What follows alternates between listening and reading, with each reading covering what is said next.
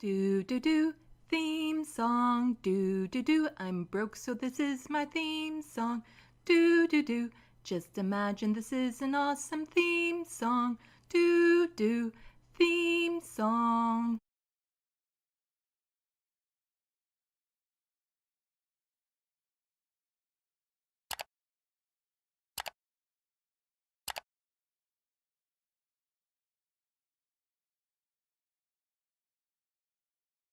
Hello, welcome to Left of the Box. Bonjour, bienvenue. I'm Sandy. Well, thank you everyone who is here for coming out. I see Jason Parker in chat, and the Indigenous Heretic is also in chat. Thank you for chatting with me. It always makes it easier when I have people to talk to, so I don't quite feel like I'm talking to myself, even though I know I still kind of am. But all you lovely people out there get to watch as I do this. So I have a few things on the agenda today to talk about. Some of them are, it's like I always want to say, like, I'm trying to do things that aren't so heavy. And then, like, the first story I have planned is pretty heavy. So we'll have to take it as it goes. But I have some healthcare to talk about, some housing, some stuff with Gaza. With that, I'm definitely trying to stay away from the harsher stuff because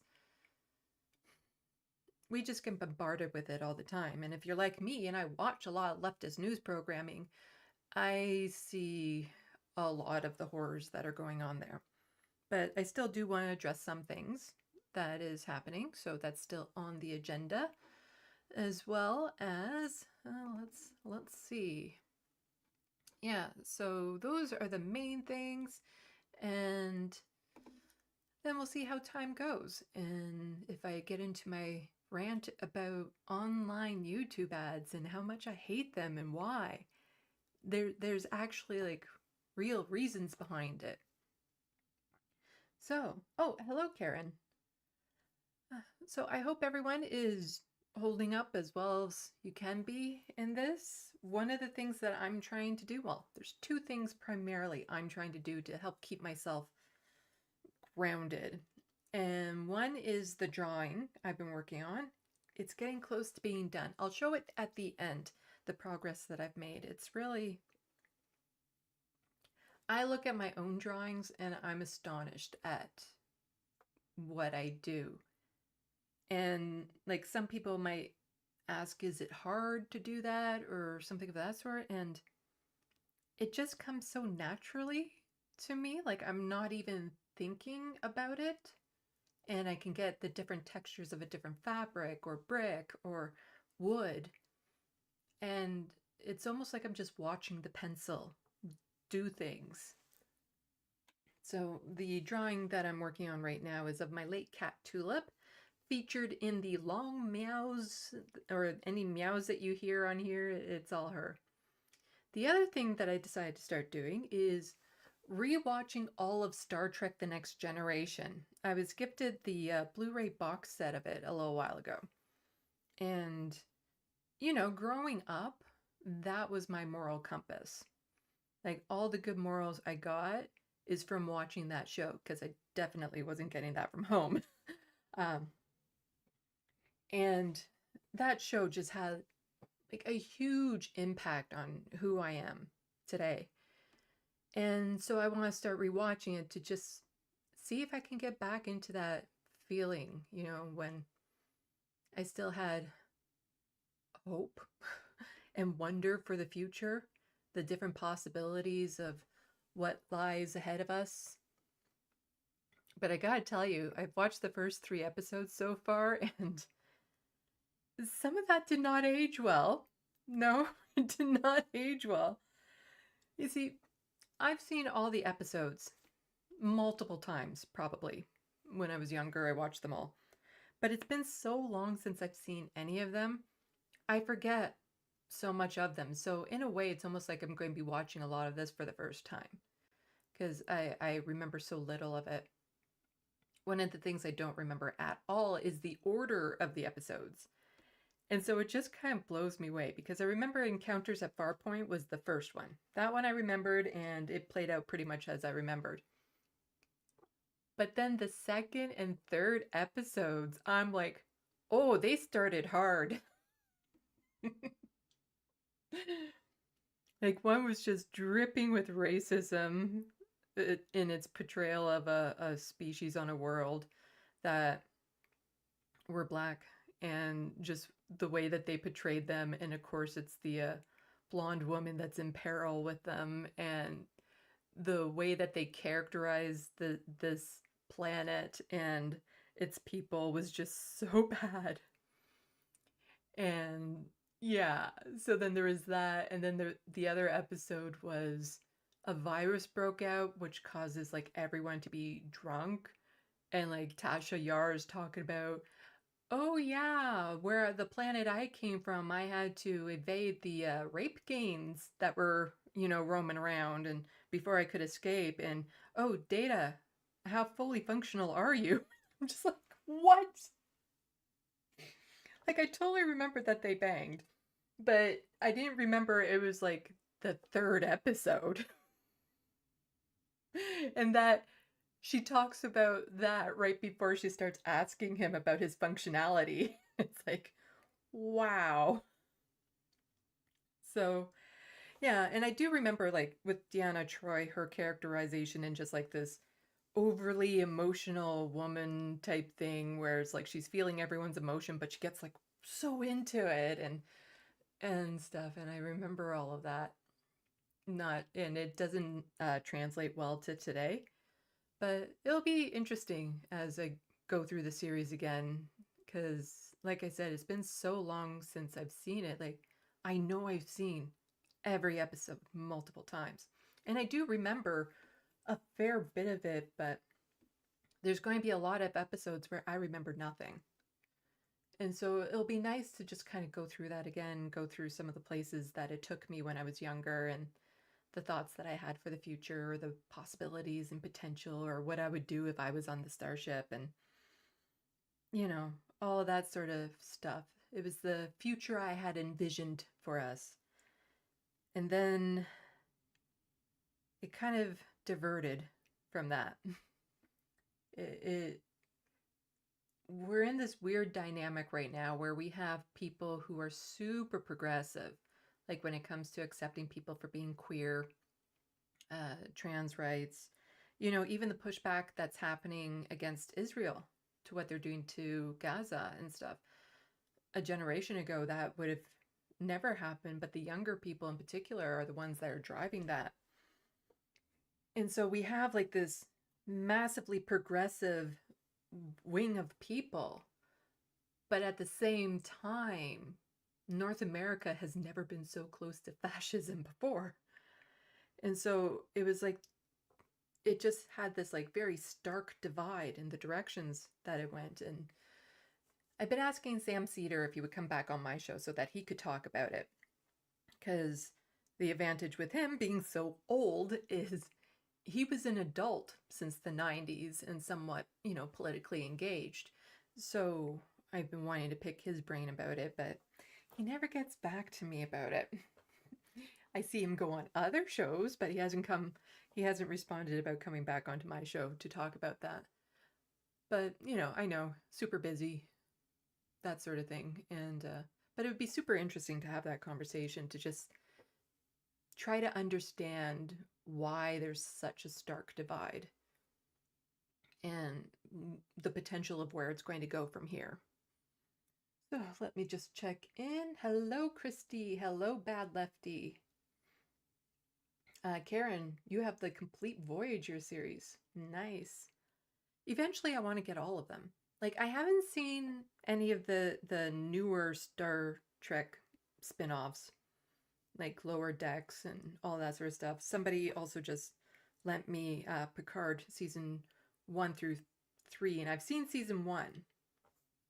And I've seen like season 1 or 2 of Discovery. And I want to get them all. I want to get them all. I want to see all the new series and stuff and whatnot. But, TNG will always have a special place in my heart. going to have to forgive me. It got like super dry in here, so excuse me while I drink some Diet Coke. And I might need to excuse myself at some point to get actual water because it got super dry in here and I feel a little scratchy at the back of my throat.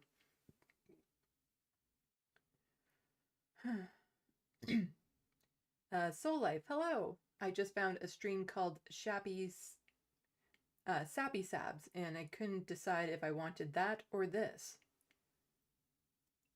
Well, I say this.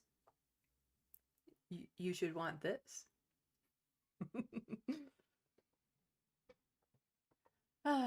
Yeah, bad lefty and me. We both say that you want this. So, you know, you just got it voted into staying here. Bad lefty. Other refreshing beverages available. I drink primarily like Diet Coke and coffee. Water. That's about it. I don't drink much else. Like I don't like tea. Because I found with tea, there's only about a 15-minute drinkability window for me because at first it'll be too hot and I can't drink it. And then it'll be the right temperature, but then it cools down super fast and then it just is gross. And I find you can't just reheat tea. Whereas coffee, I'm one of the people that I can drink it at any temperature other than like scalding hot. So I can drink it hot, room temperature, chilled coffee, like all the different temperatures of coffee I can handle. So then that one is a better one to have kind of nearby for me to sip on. And Diet Coke, it's either cold or room temperature. I prefer it cold.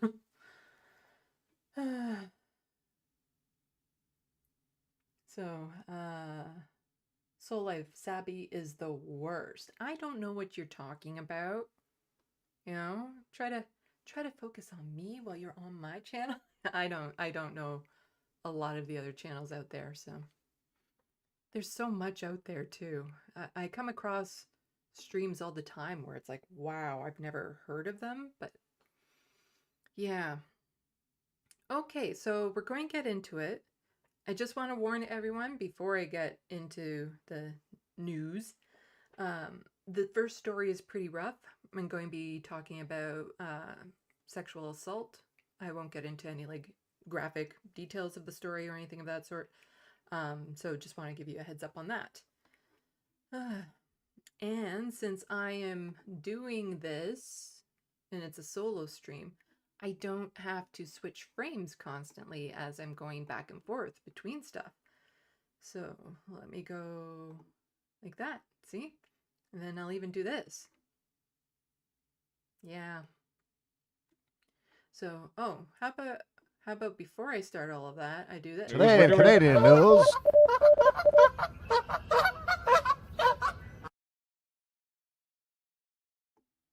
Because this is Canadian news. The Globe and Mail, definitely a Canadian source.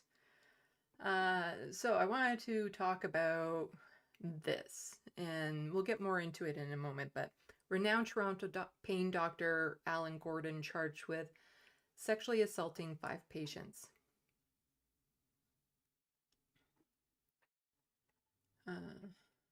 And this recently got back into the Twitter feeds and stuff of that sort, and we'll get into it because yeah, so basically this article, he was charged 3 years ago.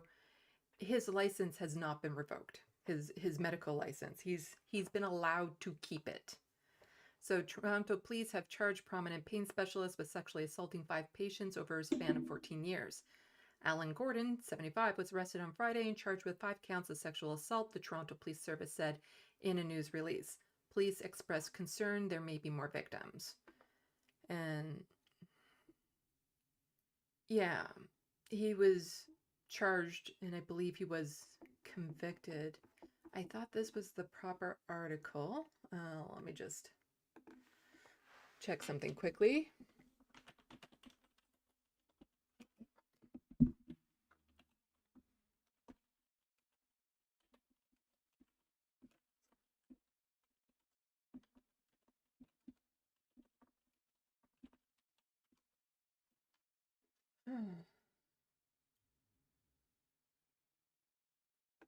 there we go.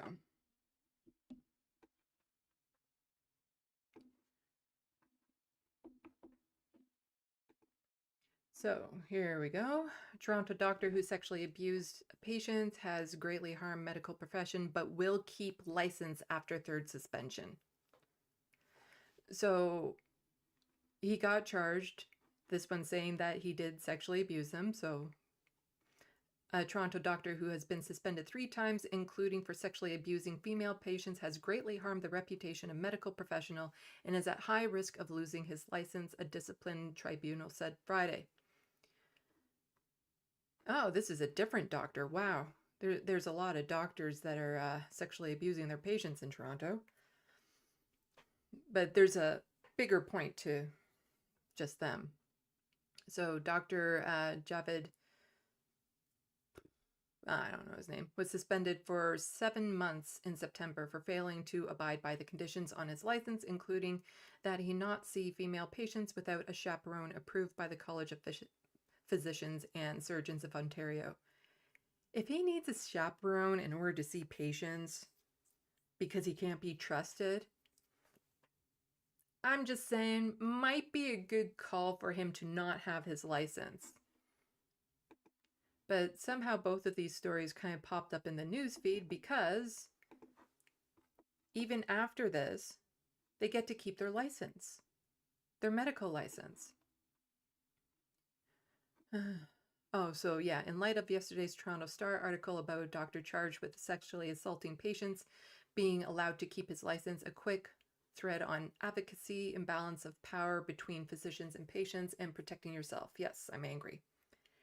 And some people have pointed out, like, it seems odd that here we have doctors accused and convicted of sexually assaulting their patients who are allowed to keep their license, and yet Jordan Peterson has made psychiatry look bad because of the things that he's been saying online and the harm he's been doing with purposely misgendering people and his anti-trans stance and all that sort of stuff. And there's a good chance, well, he lost his professorship. I believe he's lost his license because he won't do their online re-education training, as he calls it. So he's facing harsh consequences, and yet these doctors are still allowed to practice. And we'll get into this thread as to why this is a problem and why a lot of this isn't getting reported. Doctors are in position of power over patients. In Canada, where I live, I also live in Canada, wait times are insanely long and ERs are overcrowded. If you require a specialist, especially for rare chronic conditions, the stress before the appointment is real. If you waited for a year or more to see a doctor, you've likely suffered a lot and desperately want the appointment to go well. You can't afford to wait another year, and if you don't like the doctor, you can't wait for your preferred gender or your preferred time of day. You are literally at their mercy.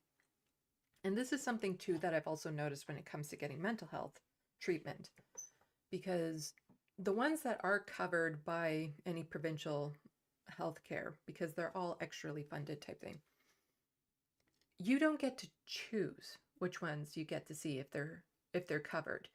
So if you have money, you can shop around and see which ones work well with you. But when you don't have the money, you have no choice but to see the people who are available to you, the person that is more or less assigned to you, or not get the help at all. And with a lot of mental health, like therapists and counselors and stuff like that, they can bring their own baggage into the sessions. Like, they have biases, like they might not believe in polyamory. So I'm polyamorous, and if they believe that that is a detriment to my mental health, then they're going to try to tell me that I'm wrong for believing it, that I'm mentally ill for believing it, that there's something wrong with me if that's the way I feel, because it's not normal. There's homophobic therapists. There's therapists that believe in like traditional family values and all this sort of stuff, that they bring those biases into the counseling session. So it's very important to find a counselor that is compatible with you. The last counselor I was able to get back when I had a job, she was really good. And she wasn't familiar with a lot of, when it came to non-binary and polyamorous and things of that sort. But she was open to understanding it. And even though she wasn't fully understanding of what it means to be polyamorous, she would always look at it from the angle of, is this relationship helping or harming me? Type thing, as opposed to you're doing it wrong to begin with. It was just a matter of looking at, am I doing the best type of treatment or communication for the outcomes that I'm hoping to get? So that was good. But the problem is that if you can't find one that you're compatible with, you're SOL. Or you have to wait another year. And if it's a medical condition, a lot of mental health conditions, you don't have that time to wait. So sometimes you'll just kind of grin and bear it with whoever you get, which can end up being quite harmful if they're somebody, like in the cases of these doctors, who actually, assaulted their patients. We see this a lot with mask policies in healthcare. When it's not mandated, many patients report difficulty advocating for their doctors to mask for them. If they say no, what option does the patient have? Walk out or go on a wait list for another doctor who may not be any better? The last time I went into a doctor's office to see my doctor, she told me to take my mask off. Later on, I had another appointment with her that had to go on hold because she got COVID. Shocking.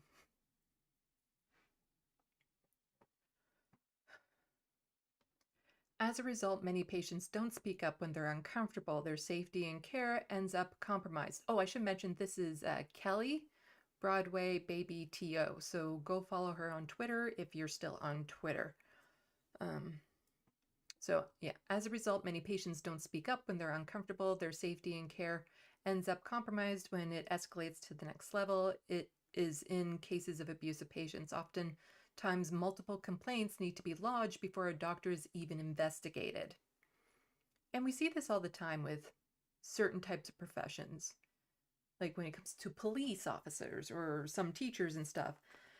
There's so many complaints that can go against them that just get ignored or brushed under the rug. Well, especially when you look at churches and what happens there. So you're not believed to begin with. And it's one of the things where you're trying to weigh the pros and the cons, like the balance of, will the abuse I get from my doctor be less than the harm caused if I don't get any treatment at all, which is never a situation anyone should ever be put in. Patients are afraid to speak up against doctors and afraid to lose whatever care they're getting. When they do speak up, they're often ignored. More allegations come to light, criminal charges may be laid, and yet, in the case of above, the doctor had his license restored. So they can be guilty of doing these horrible, horrendous things and still get their license back. And what recourse do you have? Like, unless you've Googled the doctor's name, you don't even know that he was charged with this. And I think a lot of people probably just trust that, they see a doctor, they would never suspect that they'd be guilty of something like that and still be allowed to practice. He made a deal to have his criminal charges reduced. This charge, that's not the same as being found not guilty. As is the case with most sexual assault that goes to trial, they often get pleaded down for a litany of reasons. And just because they don't plead guilty to the sexual assault or rape doesn't mean that they're not guilty of it. It just means that for whatever compromise reason, or maybe the prosecutors don't think they could be able to go get a guilty verdict with the evidence they had and all this sort of stuff, or the victim doesn't want to go through the trauma of reliving it. Like, there's so many different reasons why they can be pleaded down. Not to mention the overcrowding of the system. So, they plead them down so there's less people going into prison and all that sort of BS. Why is this man allowed to keep treating patients, and what protections are there for patients who see him Yeah, a chaperone. They get a chaperone, which, you know, if they're going through the government, that would just charge the government more money if you need to double up like that, just to make sure that patients are safe, which is just, again, the idea that your doctor needs a chaperone in order to see you so he doesn't abuse you is wild. Like, it is just wild to me that this is allowed. Another disturbing example is seen in number 7.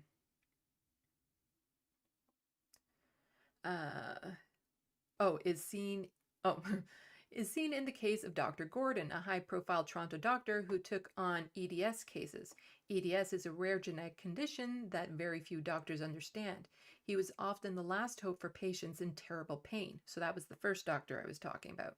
Complaints were lodged about him assaulting patients for years before an investigation took place. By the time the police got involved, he was charged with sexually assaulting 5 patients over the span of 11 years. The Globe investigation found 10 patients who had complained to the college.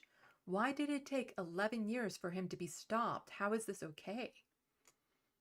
Yeah, and it's just, people always say, well, why didn't the victim come forward and stuff? And the thing is sometimes they do.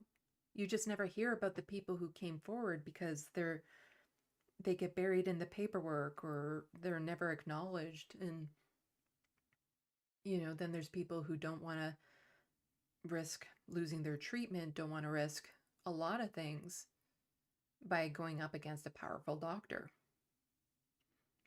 So more details are in this article, which I have linked in the description box below if you care to go read the full thing. So what can we do? We can, as patients, do to keep us protected as possible when accessing healthcare.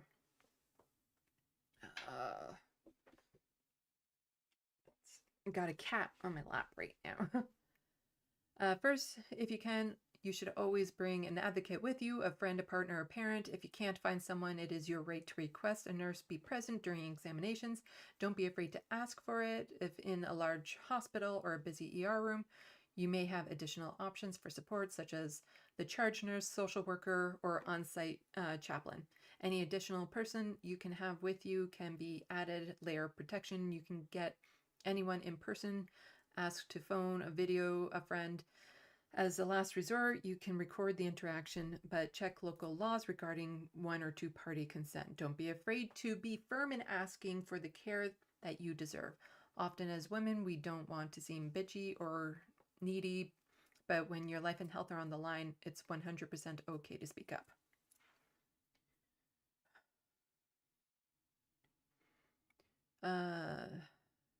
So those were the primary things in that thread that I wanted to touch on, because this also goes into the problem of finding safe housing, and I'm going to be talking about housing in a little bit. So if I don't remember to tie this back in, please make sure that you help remind me. Just checking the chat. Bad Lefty, I remember apologizing to a therapist for showing up blazed as fuck. He was surprisingly cool and basically said, if it helps, it helps. Cool. Bad Lefty again, geez, what a horrible choice. Yeah. No, I've had therapists before that were just really bad. And there was one I remember in particular where I could tell he had just gone through a divorce. Like, he didn't have to say it out loud, but I could definitely tell his wife left him. Just given some of the comments that he was making and stuff. And it was just like, yeah. Like, what do you do when your counselor needs counseling?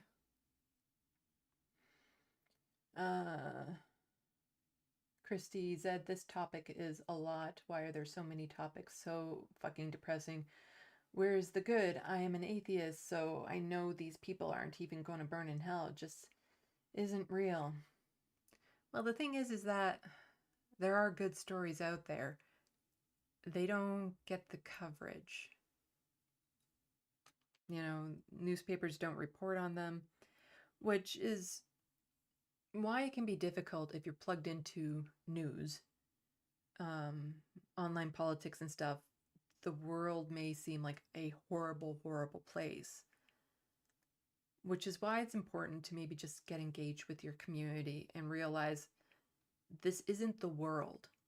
Like, these are horrible stories, but you're not hearing about the wonderful doctors that go out of their way, or like the therapist I had who was super understanding and, wasn't afraid to ask me questions about pronouns and stuff of that sort because she wanted to learn more about it. You don't hear about, the ones that volunteer their time or go above and beyond. Like, another simple example was when Frodo, my cat, was super sick and I took him into the vet, and the vet was trying to figure out what was wrong. He even did extra blood tests because he was trying to understand what it was so that he could better serve, me and other patients in the future. And so he did extra blood work at no cost to me because he wanted to know this. So there are good stories out there. Unfortunately, that's not what drives engagement, and the bad stories need to be talked about because these things need to change. This doctor should not be allowed to practice. Any of these doctors shouldn't be allowed to practice once you're charged with something like that. Like, what other, if you take away public service jobs, or jobs where it's the CEOs and stuff like that, the privileged men who always get away with this sort of thing. Like, if you're in retail or fast food or so many other jobs, if you got convicted of this sort of thing, the likelihood of you being able to get a job afterwards is not very good. And again, my confidence in their ability to not reoffend is very slim when they need a chaperone. Because I do believe in restorative justice. I do believe that if a person shows growth, even for something as horrendous as sexual assault, we should encourage that growth so that they never reoffend again. Because that should be the goal of, the criminal justice that we have, is to make sure that they never do whatever they did again, that they're no longer a harm to society. And from the sounds of it, these doctors haven't gotten, the treatment they need to make sure that they're not going to reoffend, because they've always gotten away with it. Like, these are privileged men. They've always gotten away with this sort of thing. So why would they change? So that's why it's so important that we do talk about this so that it does get out there and we do know. But let's go back to lovely old Doug Ford and more problems with the healthcare. So our choices are becoming even less. Doug Ford government paying for-profit clinic more than hospitals for OHIP-covered surgeries, document shows. Discrepancies raise questions about plans to do more surgeries outside of Ontario's public hospitals. So Doug Ford is still at it, chipping away at our public health care here in Ontario. And it's only a matter of time, which then just makes your options for doctors, if you don't have money, less and less and less and less. And it shouldn't have to be like this. Just stripping away everything that we used to be able to brag about when it comes to our healthcare, and yet so many people aren't paying attention, so you don't know. Premier Doug Ford government gives a for-profit clinic more funding to perform certain OHIP-covered surgeries than it gives Ontario public hospitals to perform the same operations, CBC News has learned. Ontario's government has never before made public the rates it pays to private clinics in Toronto to perform thousands of outpatient day surgeries each year. Through a Freedom of Information request, CBC News obtained documents that reveal those funding rates for the first time. You can see those documents for yourself at the bottom of this story, and I also have this article linked in the description box below. So down here, however, many healthcare professionals are concerned that outsourcing more surgeries to privately run for-profit clinics would merely shift resources from Ontario's hospitals and boost clinic owners' revenue without shortening wait lists. The documents show provincial agency Ontario Health contracted Don Mills Surgical Unit at the following per-surgery funding rates in each of the 3 fiscal years starting from 2020 to 2021. And so here, $1,264 for each procedure class as minor, over $4,000 for each moderate complex surgery, and over almost $5,400 for each higher complexity surgery. So this is just another way that Doug Ford is getting people complacent with the idea of private clinics, is by stripping away the money for the public service, which makes the service there so much better that then people are willing to try. Well, if I just pay this little amount, then I can get seen sooner, or I can get the type of treatment I want. Which, if he actually put the money into the public sector the way it should be, wait times would go down. They would be able to retain their staff because they'd be paying nurses what they should be paid, paying doctors what they should be paid. Like all that money should be going back into the public sector. There should be no private clinics in Ontario, especially none that are getting public money. But this is all just a way for Doug Ford to line the pockets of his buddies, his rich buddies. And this is becoming such a big problem.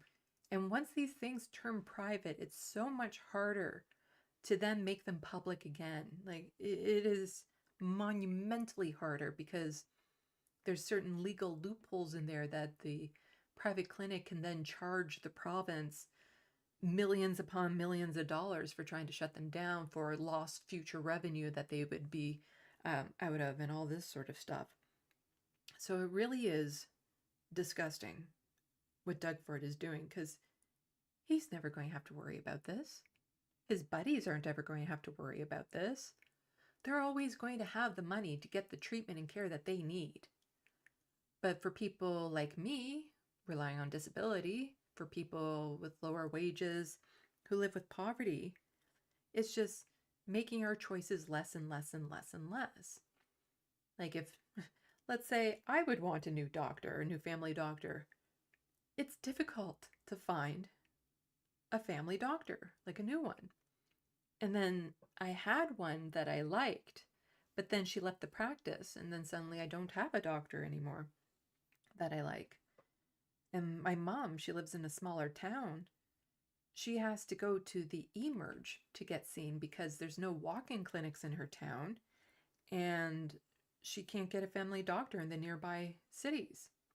So something as simple as needing her prescription refilled, she has to go to eMERGE, which is just unacceptable. So, yeah, this, like I've said before, if there's any one thing my channel could do, it's just to make Canadians aware of what's happening to our healthcare, because it's not just in Ontario. Apparently it's worse in Alberta, but Ontario is definitely vying to be in that first place for worse healthcare. Wherever there's, basically the Liberal governments will chip away at it very slowly, start taking certain things away and all that sort of stuff. But then the Conservatives will just go full steam at it. And then the Liberals might repair one or two of those things when they get back in power to say, look, we're doing a good job. But then quietly behind the scenes are still, taking away different services or stuff of that sort. Because, like, I remember as a kid, I could get it was normal, yearly physical. That sort of thing doesn't even happen anymore. Like, you have to make appointments, but you have to have something specific. You can't just go in and have like a rundown of like, this is how you're feeling, have the doctor just do tests to see if everything's okay. Like every time you go into the clinic, it has to be for something very specific. And then they only let you usually ask about one or two things per session. Whereas before, when you went to see your doctor, you could be like, well, I have like these 5 different things going wrong, and oh, well, let's check the blood work and do all this sort of stuff. Preventative care. Very important for keeping healthcare costs down. Sorry, it is super dry in here. Let's check chat. Chrissy Z, this topic. Oh, right. Got that. About Lefty flashback. I just remembered a doctor asking, was my sister there to protect me from the doctor? No, she replied, I'm here to protect you from my brother. Okay.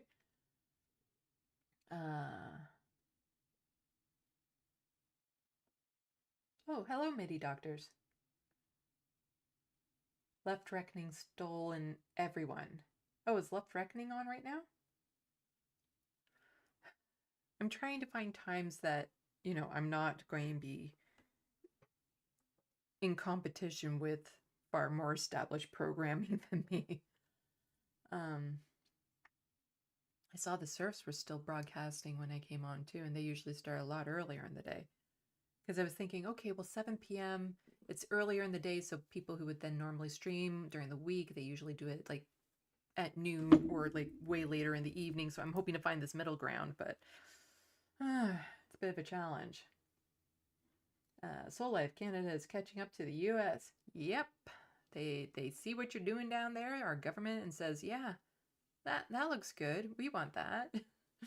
Meanwhile, the people of Canada, if they were actually paying attention to what was happening and it was outright being told to them that their healthcare was being privatized, they would have a little bit of an issue with it, which is always why they don't they don't come right out and say, we're privatizing your healthcare. It's always, oh, well, these little services here, they're going to this, we're giving money to these private clinics to help with, the backlog, to help speed things up, which it never does in the first place. So it's always these little things off to the side here or there. And before you know it, the vast majority of things will be privatized, and people don't realize it until they try to go to the doctors and then realize, well, then that blood test costs money, or if you need this, it's going to cost extra. Or you have these options between these two surgeries. One is covered, one is not. You'd have to pay.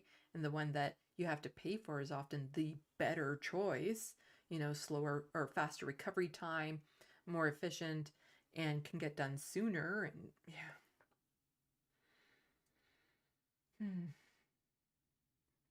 MIDI doctors, it's always a competition. Don't worry, they're only on for an hour.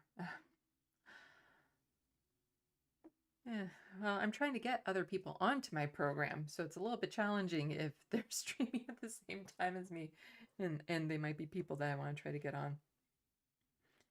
But I have a very adorable cat in my lap right now. I don't know if this... Oh, if I tried taking the camera down and then... You know what? Because I like you guys so much, let's see if I can do this.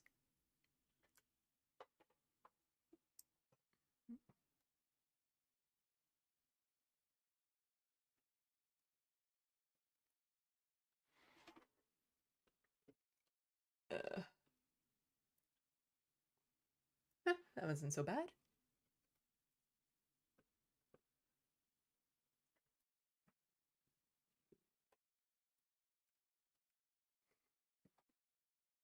Okay, there we go.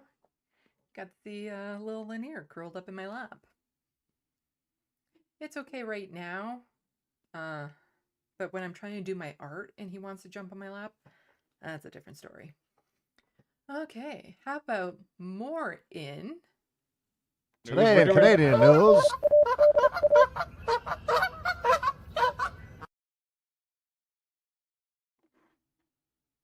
I love that bumper. That bumper is awesome. So we're going to start talking about some housing issues here in Canada. That's another thing that I'm always very passionately talking about, because that is one of the first hierarchy of needs. Like, you need safe shelter if you want to work on a lot of the other things to help you get healthy in life. So Toronto has an ambitious new $36 billion plan to build 65,000 rental homes, of which about 2/3 will be affordable over the next 7 years. So here's the thing. When you say 2/3 will be affordable, then what's that other third? Unaffordable? Like, it is... So nobody can rent that one because it's unaffordable. So you're building unaffordable homes for people in desperate need of homes. Like, just that language alone, it's the same as like, well, people should be paid a minimum of a living wage versus not a living wage. Because then what does that mean? That means that you're not giving them enough. Like, it's just this language that we've gotten so accustomed to that we just seem as so normal that a lot of people don't stop to think like, wait a minute. So if a home's not affordable, then what does it make it? And even then, the language, it's a bit tricky because since I, pay attention to housing issues and stuff like that, I know what affordable means. And it doesn't actually mean affordable. What it means is 80% of market rent, which in many, many cases is still not affordable to people with low incomes or, people like me, again, who rely on disability.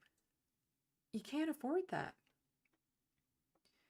And so you have some of the comments like, that's 500 and 300,000 per house. I'd like to know the square footages. The average 2,000 square foot house costs. No, it doesn't. It actually costs a lot more than what this person is saying, especially in Toronto. It's like Toronto. I think it's over $1 million for a regular bungalow these days. But then you have a lot of people that are just, how dare they spend money on these things for affordable homes, rentals, all this sort of stuff, and like we don't deserve it. When really trying to get to the backlog of where our housing should be after it started to get stripped away back in the 90s, they stopped making socialized housing the way they should be. That we're so far behind in Ontario. Well, the rest of Canada too isn't much better. Now, I wanted to look at this article, but Toronto Star has a paywall, and I'm not going to pay for the Toronto Star. So if you Google those words there, you can usually find another almost identical article, sometimes even the same article, from a free site that you can read it from. So I have this also, again, linked in the description box below.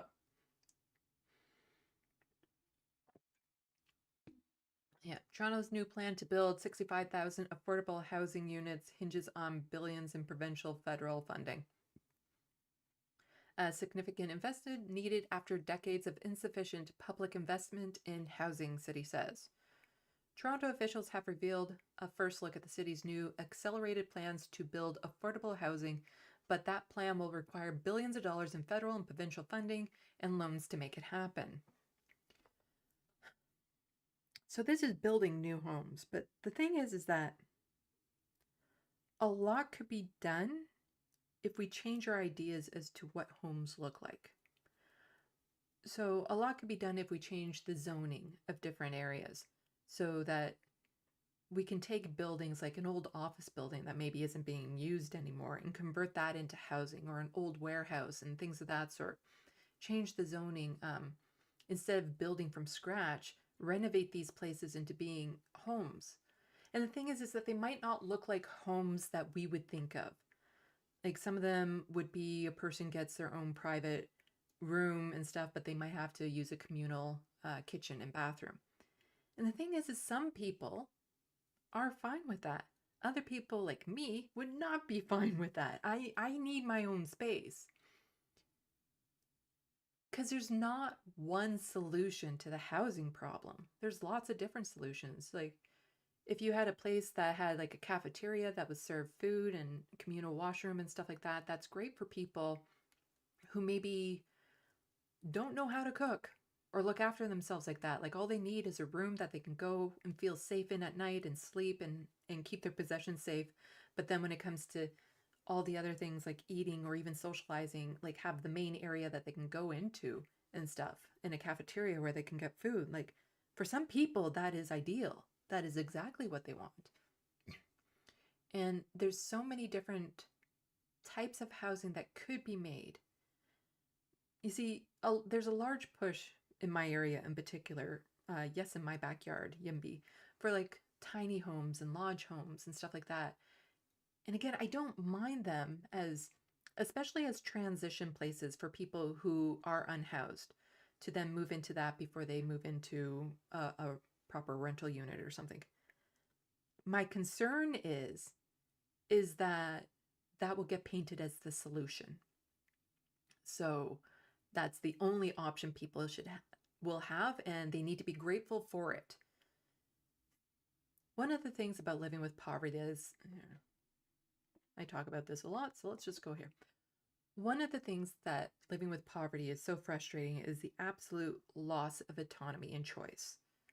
That we need to be grateful with anything that we're given, despite that it might not be conducive to us being happy or healthy or thriving. Like, we should just shut up and take this tiny home that could be, smaller than the room that I'm in right now. Because wanting more than that is being selfish or greedy or unacceptable, because how dare you, as a poor person living with disabilities, how dare you demand to have a decent quality of life, especially when so many people out there are struggling to make a living and they can barely find decent places to live. And instead of looking at the problem like that is also an issue, and if you're able to make money and have a great salary and stuff like that, then you should be able to get housing that is above and beyond just what is covers the basic needs. But I see this all the time with people living with poverty. Like, even when you go to the food bank, you don't have choice other than what's there. And what's there, if you're vegan or vegetarian or glucose intolerant or diabetic, you have almost no choice. Or somebody hands you this free food. Like, when you see people who are unhoused, instead of giving them food directly, gift cards to grocery stores and stuff are far better, because then that way they get a choice in what they eat. Like, even a lot of programs, they'll be like, oh yeah, if you're living with poverty, we'll give you $30 so that you can go to the grocery store, but you can't buy this, or this. Anything that might make you feel better, you can't buy, or anything that would be considered a luxury, you can't buy. And it is just like this autonomy that gets taken away from you all the time when you live with poverty. Because, like, when I was in the shelter system, suddenly I had a curfew. People were opening my door in the middle of the night, my bedroom door, to check to make sure I was there. They would go through my stuff randomly to make sure I didn't have drugs on me or anything of that sort. Suddenly, I can't be trusted. I'm a liar because I'm in the shelter, so obviously it's because I'm a bad person and all that sort of stuff. And like, this housing crisis has taken decades to get to the point that it's at now. There won't be any one solution, but there definitely is a need for a housing first policy, and I will defend that hill with all of my might. The people who are against the housing first, they don't know what they're talking about. They don't have any comprehension of what it's like to live with less, to live with disabilities, to live with mental health issues. They have no idea what that's like. And the stability that is needed in order to overcome a lot of that stuff. And that stability comes in a place that you have to go where you feel safe, a place where you can go and sleep and get clean, are absolutely necessary first steps if you want to deal with an addiction, with mental health problems, with getting a job. Like, do you have any idea how difficult it is to get a job when you don't have a place to go home to, when you don't have an address? Like, yeah, it's going to cost money. But if the government had kept up with it the way they should have been for the past few decades, it wouldn't be a big deal right now.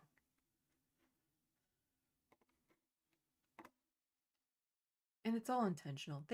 This was all intentional.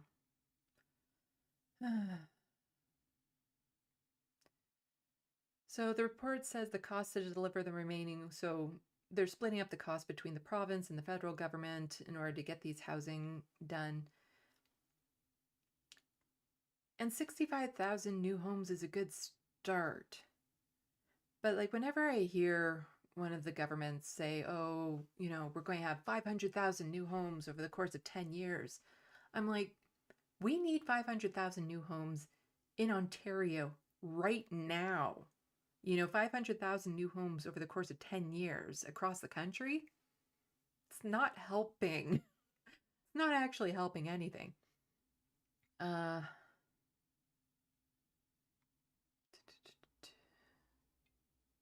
So Mayor Olivia Chow also appears to be making good on one of her key campaign promises to have the city work as its own property developer. The report recommends the city lead the development to 5 sites throughout the downtown. The report says, should lead all aspects of the delivery to these sites and identify opportunities to accelerate delivery of 47 similar city-owned sites, and so on and so forth.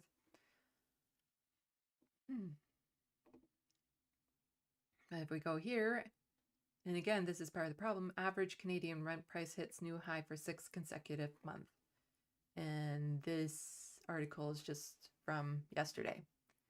A new report says the average asking price for a rental unit in Canada reached $2,178 last month, a 9.9% year-over-year increase, and continuing a trend that has seen asking rents hit new highs for 6 months in a row.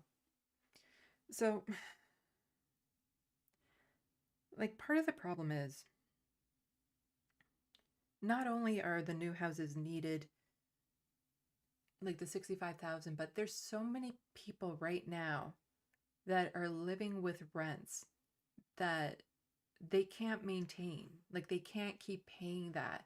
They're not going to get anywhere in life. They're so precariously housed that often when they talk about new housing or getting unhoused people off the streets, they don't keep in mind all these other people who can't live productive lives because of the stress induced by the rent being too high. And this is where I tie it into what I was mentioning with the doctors.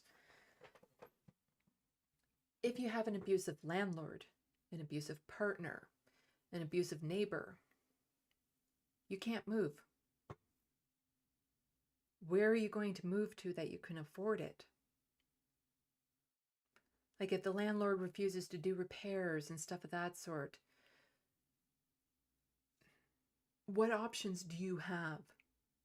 Because especially if you have a rent where you've had a contract for years and years and years, so that you're managing on something that is, $500 below market rent, and you're barely squeaking by on that, how are you supposed to move to a safer location when the rents are so high? Especially getting trapped into a lease and all that sort of stuff. Which is just, it's a horrible situation to live in. And it's by design. Having no choice in housing, having no choice in medical care, having no choice in all of this funnels people into certain categories of being desperate that they'll take jobs that, don't pay them a living wage or don't give them the proper benefits that they need, desperate enough to tolerate certain types of relationships in order to try to get by. And that's all by design, which is just horrible, because nobody should have to live like that. The data released by rentals.ca and Urbanization, which analyzes monthly listings from the former networks, shows that while October's annual rate of rent grew in Canada was down from 11.1% jump in September, it still marked the second fastest annual increase in the past 7 months. So let's go over to, this is the rental.ca. Again, this is in the description box below. So the annual rate for rent growth in Canada was 9.9% in October, moderating slightly from 11.1% annual pace in September, but representing the second fastest annual increase in the past 7 months. Average asking rents increased 1.4% month over month in October, somewhat slower than monthly gains of 1.5 in September and 1.8 in August due to seasonal factors. So we have here, Vancouver is the most expensive city to live in Canada. with a 1-bedroom costing almost $2,900 a month. Yeah, up 6.7 since last year. Burnaby, BC, also $2,600 a month. Now, all you Americans, you have to understand there's a conversion rate that goes on. And so in American dollars, this is a hell of a lot of money. Toronto, which everyone always assumes is the most expensive city in Canada, it's slightly under Burnaby, BC. You know, you have to go down to number 15 before you get a 1-bedroom rent that is under $2,000. And then you look like at the 2-bedroom. So if you have a child or or something where you need a second bedroom because maybe you work from home or something, in Vancouver, $3,777. There used to be a time where you could rent an entire house for half of that. And a lot of this has to do with, conservative governments getting away with getting rid of rent controls and, making it so landlords can kick people out. The landlord-tenant board is usually overburdened with cases, and they generally always will go in favor of the landlords versus the tenants when it comes to disagreements and arguments. But here we just look at the year over year. So you have like 5.5%, 6.7% for a 1-bedroom, 5.5% for a 2-bedroom in Vancouver. But like you look at this one here in Oakville, Ontario, year over year, 19.7% for a 1-bedroom and 23.5% for a 2-bedroom. How many people's wages increased that much? How many people's wages has increased that much to cover that inflation? Not to mention, the cost of food going up, the cost of gas going up, the cost of insurance is going up, like the cost of everything is going up. But then you have like these absolutely outrageous increases in rent from just 1 year. Like even in my area, you have like Kitchener and Waterloo, it's almost $2,000 for a 1-bedroom. And I remember just like 2-3 years ago, that would cover a 2-bedroom easily, and then some. Like just 3 years ago, a 1-bedroom was about $1,200 or something of that sort. It's just, the prices are just going absolutely out of control. And then if we bring into consideration this, so provincial and territory disability rates. So in Ontario, it's actually increased. We finally got some increase here. So we get about $1,400 a month now. And keep in mind, this is the maximum amount. Not everyone will actually get the full amounts that you're seeing here. But, you have New Brunswick, $697. And you think, in the Northwest Territories, well, they get over $2,000. The cost of living in the Northwest Territories is so outrageous. Like they talk about the rents in BC and stuff like that, but I've come across rents in Nunavut and Northwest Territories that are far, far more than that because there is such limited housing there, and new housing isn't built on a regular basis at all because of the remoteness and, trying to get supplies and materials up there. But, if we just let's take BC into consideration. So $1,358. And we go back here. So in order to afford a 1-bedroom, that's number 29. You have to go down to number 29, and that's in Quebec. So, the first affordable, getting down to, let's see, This limits what cities you live in, so it limits your opportunities for, you know, getting a new job, getting education, moving in with a community that you like, friends, family, a relationship, a partner. Because if you can't afford to move into these cities, and in fact, a lot of people are forced out of these cities, again, it takes away your autonomy, your choice on what you do with your own life. Like, fortunately, I like living in the city I'm living in. I like this city. I don't want to have to move out of this city. And there was a risk when I was forced to move that I wouldn't be able to keep my rental contract, that I would have been forced to move way out of my city. So then you're forced out of your community, out from where your connections are, where your supports are, into towns that might not have the resources you need. And nobody, like, this is why they say there's the basic income, but then there's also a livable basic income, or a livable guaranteed income. And to me, what the livable means is that whatever income you get, the basic income you get, is geared for the cost of living of wherever you're at. Because if you're just given a blanket $2,000, as you can see, that limits which cities you'd be able to move into, when your entire amount and then some would go just to rent and nothing else.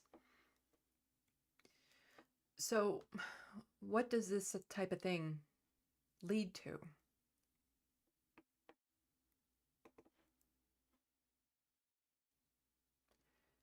An update on Joe. C went out to Tipico this morning and saw his friend Ed, who told her that Joe passed away from a grand mal seizure in his van where he lived several days ago. Joe, an accomplished entrepreneur whose life fell apart when he was hit by a drunk driver, died of ODSP and WSIB.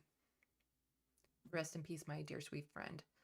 I remember Jennifer Evans. She does a lot of support for unhoused folks and people living with less, trying to do a lot of sourcing of money online to give out to these people. And her friend down here, somebody that she knew a fair bit, went missing. And she just found out that it's because he had a seizure in his van, because she was trying to help him winterize his van, because that was his only choice to live in, was a van. Like, when you're forced to live like this, you don't get to look after your health the way that you should be looking after your health. And that's, again, where the housing first policy needs to be coming into.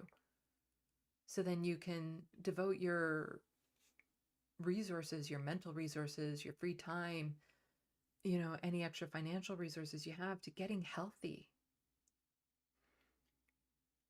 Like, nobody should be dying alone in a van because they can't afford a home.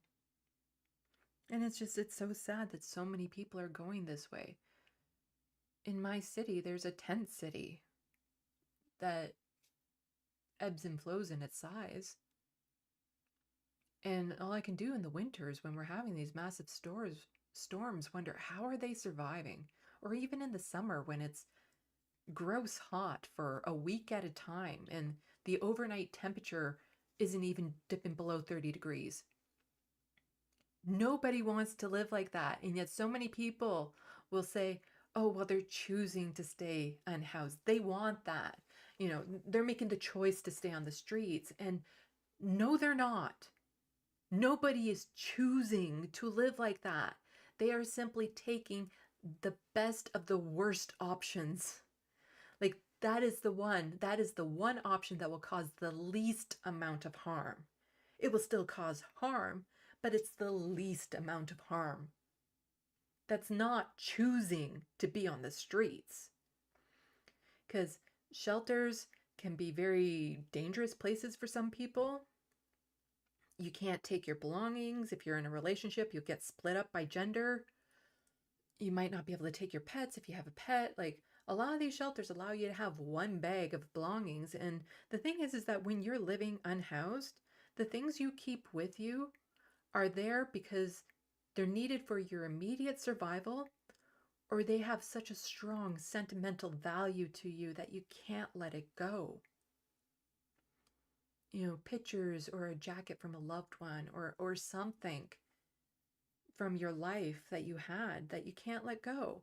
And so suddenly you're supposed to go into these shelters where all of that would have to be left on the curb and get into the garbage. And then if it's something like a tent and sleeping bags and things that would help you survive, suddenly you're out those things. But getting into a shelter doesn't mean you get to stay in a shelter. People get kicked out of them all the time for different reasons.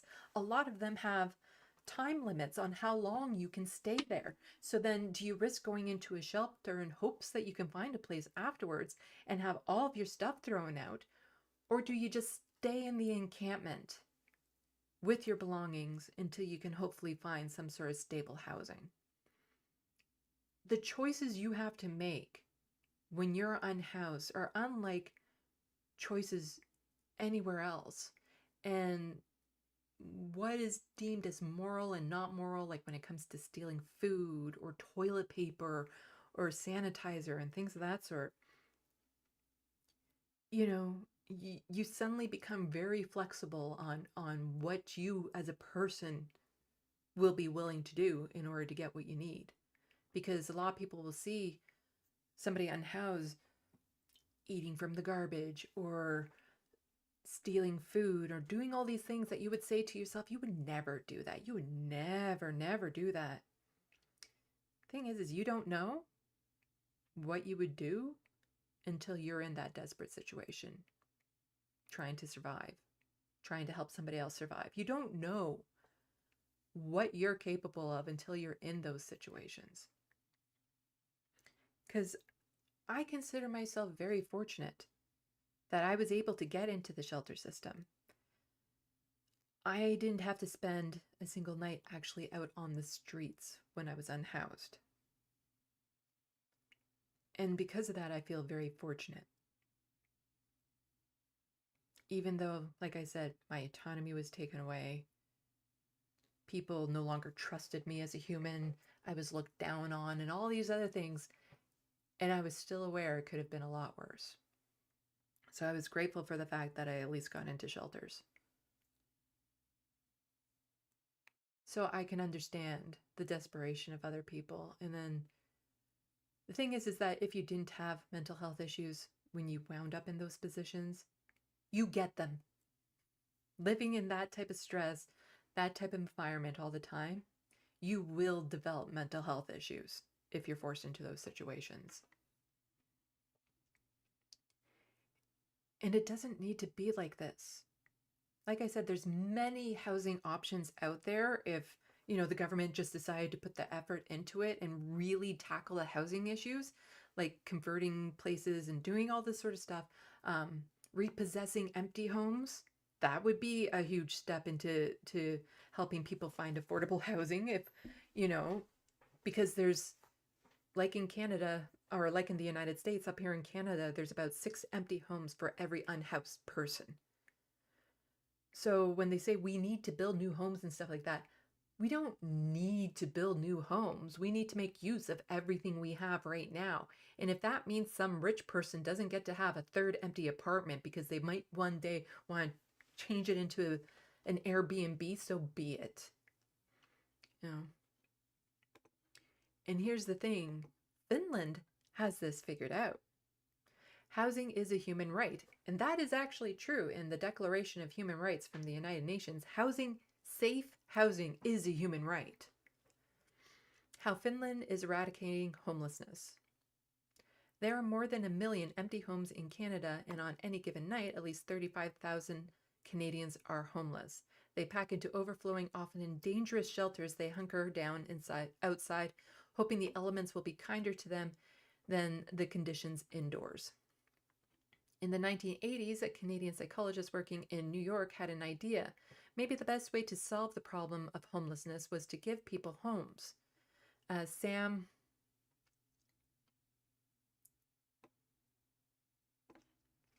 We'll just go with Sam, was one of the earliest proponents of a model known as Housing First. The idea was viewed as outlandish and unworkable. Skeptics argued the complex issues like addictions and mental health had to be addressed first before someone was suitable candidate for long-term housing. How would the cost be justified to hardworking taxpayers? So here's the thing about this and why housing first is important. If somebody is struggling with mental health issues or addictions, and you tell them that they need to get that under control before they get housing, how are they supposed to get that out of control if they're not taken out of the environment that's causing it? You're also asking them to go through, like, if you have an addiction, it can be traumatic getting clean. Like, what your body goes through, what your mind goes through can be traumatizing. So you want them to go through that trauma, and then there's no guarantee at the end that they would even have that housing for whatever reason. So you want them to do all this work without the guarantee that they're going to have a safe place to go at the end. And so how is somebody supposed to get healthy when all the environmental factors around them that is exacerbating it, that is causing it, are not taken away? Like, this is just common sense, one would think. But the idea has caught on. Housing First projects have appeared in municipalities across Asia, Europe, North America, including Medicine Hat, Alberta. Now Finland has become the first country to adopt a national housing first approach to homelessness.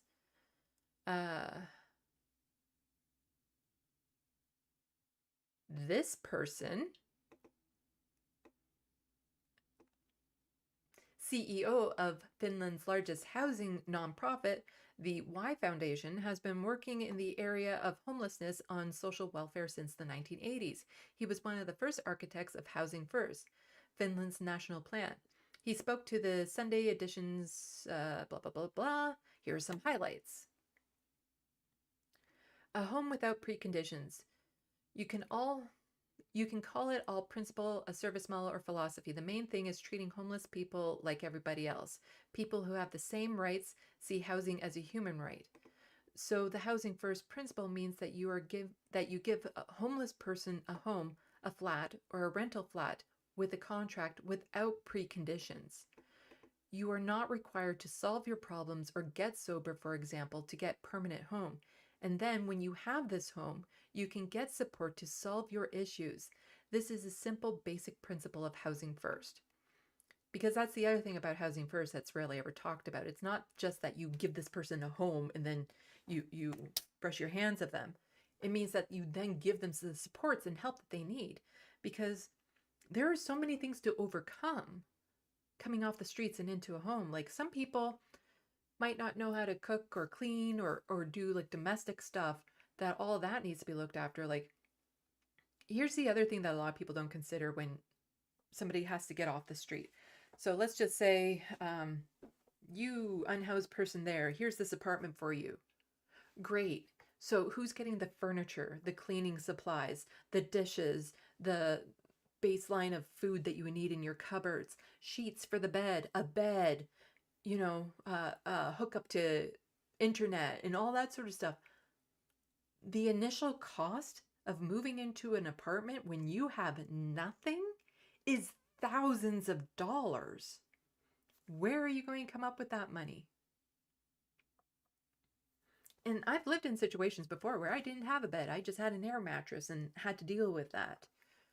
Right now, I would love to get a love seat for my living room as opposed to the rundown chair I've been sitting in that's killing my back. But, I don't know how long I'm going to be in this apartment, and I don't know what my next apartment's going to be like. So I don't necessarily want to get furniture that's going to be too big, which is another consideration when you do these sorts of things. Is you might want to do things to make your current home feel like a home, feel comfortable, but you don't, because you don't know how long you're going to be able to stay there.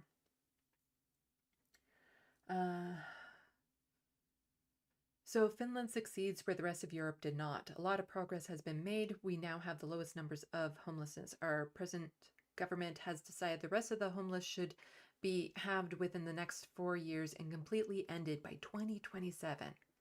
Imagine that. I'm just wondering, what is... Going to quickly Google.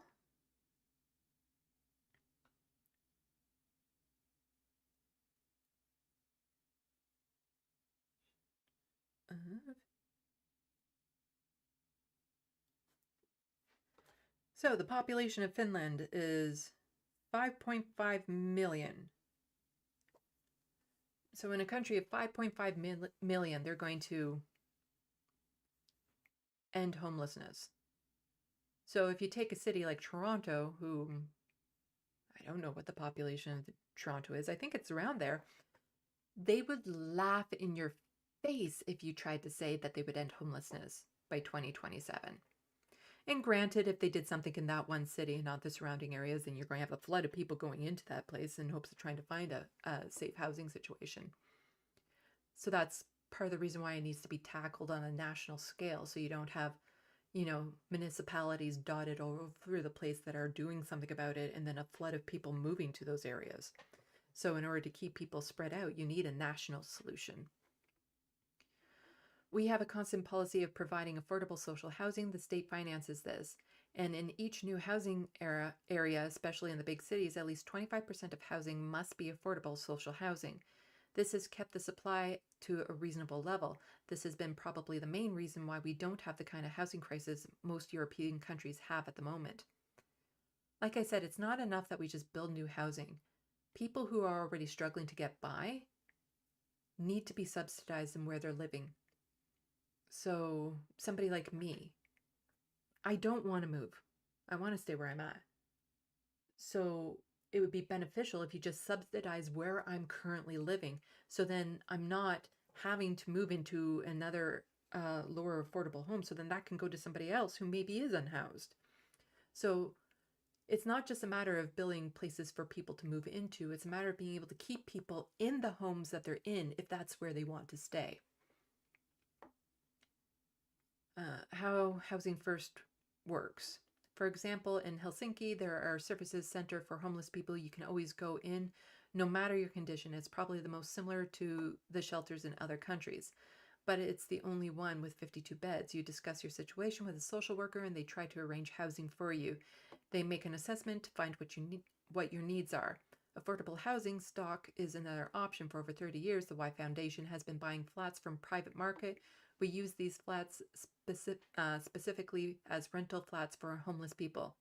Imagine that, a foundation buying up real estate to make into social housing versus what's happening right now where you have corporations buying up real estate to make it into unaffordable housing. You can imagine if we just got rid of, just even that alone, got rid of corporations gobbling up real estate so that they can use it as investments or make it into Airbnbs or outlandish rental prices. Like, imagine if we just did that one thing. Maybe the most important structural change in Finland is that we've renovated our temporary accommodations in shelters and hostels into supported housing. For example, the last big shelter in Helsinki run by the Salvation Army had 250 beds. It was now completely renovated in 2012. They now have 81 independent modern apartments in that same building. They also have on-site staff for support.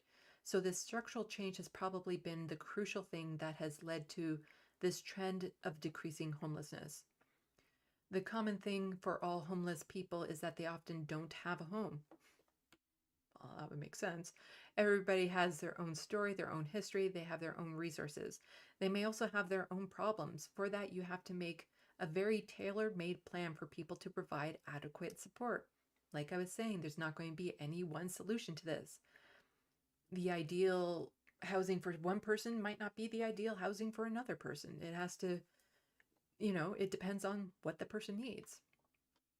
For example, if you have a drug abuse problem, simply providing housing doesn't solve that kind of issue. You may need rehabilitation, detoxification, etc.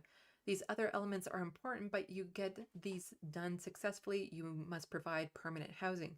The way that can be sure that you're not kicked out the next morning so you can plan your life ahead. Why the taxpayer argument doesn't hold up. Keeping people homeless instead of providing homes for them is always more expensive for society. In Finland, we have some scientific evaluations of the cost of the programming. When a homeless person gets a permanent home, even with support, the cost savings for the society are at least 15,000 euros per person per 1 year. and the cost saving comes from different use of different services. In the studies, they look at services that homeless people used when they were without a home. They calculated every possible thing: emergency healthcare, police, justice system, etc. They then compared that cost to when people get proper housing, and the result was in. And this was the result. I'm quite sure this kind of cost analysis can be found for Canada. And yeah, that's what people don't take into consideration, because you have encampments, so you have people in the nearby area needing resources from other places. Usually healthcare is higher, like the healthcare needs of unhoused people are higher, just given the situations that they're in, policing issues, all this sort of stuff. But if you get them into proper housing where their healthcare needs will go down, policing needs will go down, resources at food banks and stuff like that will go down, eventually that costs society less than allowing them to stay homeless, because, oh no, the cost of these new homes is just so outrageous. Political understanding is crucial. What has been crucial in Finland is that there has been a political understanding and political consensus. This is a national problem. Yeah. That we should solve together. Yes, housing is not a problem in any given city. It's a housing across the country. Since 2008, we've had several governments with several different political coalitions. All of these governments have decided to continue to work to end homelessness. This kind of political will, that's the starting point. It doesn't solve everything, but it helps. It demands politicians who have an understanding of human dignity. Oh my God, that would be so amazing. To just have politicians that, understand what people are going through.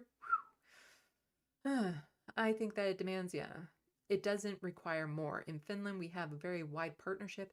It has been a collaboration between the state, big cities, and big NGOs working together towards the same goal. Yeah, most of the politicians come from the 1% and know all people from the 1%. For them to have an understanding of what the average citizen goes through, yeah, that would be so beneficial, but the system is designed to keep those people out of politics. Changing public attitude. There are several ways you can affect public attitudes. Facts and research are a good starting point, but it's always important to tell people stories of those whose lives have changed since they got housing. These things have an emotional impact on the general public. If there is a willing former homeless people who would like to tell their stories, this kind of human interest element is very powerful. But of course, there are very clear facts behind how it should be done and why we should speak about housing as a human rights issue. Yeah, so about that, quite often when you hear about an encampment, some people want to go down there and maybe interview the people there. Like, I know I would like to. However, I don't just go down to the encampment and talk to people, because a lot of people in the encampment, I'd say almost all of them, have trauma, are there because of trauma. And so suddenly to go up to them and start asking them about that trauma, to relive it so that you can put it onto camera or do all this sort of stuff, doesn't help. And so it's important that if you want to do this type of thing, you reach out to people, because there's usually like organizers within the encampment and stuff, or people who are willing to talk, and those are your go-to people. It's the same as like, oh, it's near the holiday season, so what happens is a lot of people just go and dump food on these encampments. Okay, so what do they do with the food they can't eat right then and there? They don't have a fridge they can put it in, and then all it does is attract animals and can get, gross and full of mold and things of that sort. So, and again, it's the autonomy thing. Like you might think, oh, they must love this pizza, but they're lactose intolerant and they can't eat the cheese. So even when it comes to just giving food to an encampment, you have to ask ahead of time what it is that they need, or if there's people within the encampment who do the organizing, give them the gift cards to the grocery store so that they can go and get what the people need. I understand people's need to want to help, but you have to understand what you're doing, what you're helping, because Otherwise, you might not be helping. And so then the resources you put into that help might, you know, end up doing nothing. And so then you're out those resources. And in some cases, it could actually harm the people within the encampment. So you have to be aware of what you're going into with this. So I'm just going quickly check some chat here. I always wonder, it's like, am I going to make this live stream like long and interesting? Am I going to have something to talk about? And then I look at the time and I'm like, oh, I still have like one more area I want to cover here. One, or is it two? Well, it's one that kind of breaks into two. No, it's two that's more about one. You'll understand when I get there. Soul Life, if a person ever refers to your reasons as an excuse, i.e., what's your excuse for being late, then that person is a a-hole that looks down on you. Not sure what that's in relation to, but I kind of agree. Bad Lefty, but Sandy, high rent and property price are good for our donors. Yes. Well, the thing is like here in Canada, of all the political parties, and I'm talking like even the NDP, the supposed, progressive lefty parties, they all have landlords. Like all of them have landlords that are MPs. What kind of policies do you think that they're going to support?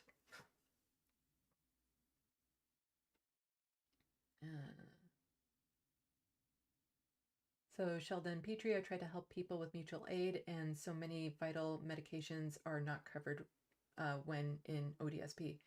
Yes, that's very true. So when you're on ODSP, some medication will be covered, not all of it. And so if there's a type of medication you need that you can't get, how are you supposed to get healthy? Like again, in Canada, we do not have universal health care. Pharmacare is a definite no-no.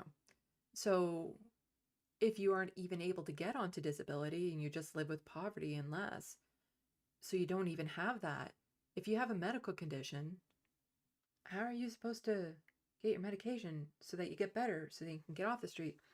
And yeah, I know Sheldon, and he is a wonderful person who is very generous. And the thing is that we shouldn't have to rely on individuals' generosity in order to get by. Like, this is the problem of the state. The state should be solving it. The state shouldn't be, pushing this off to churches and individuals and charity to solve when it's something they can do but won't.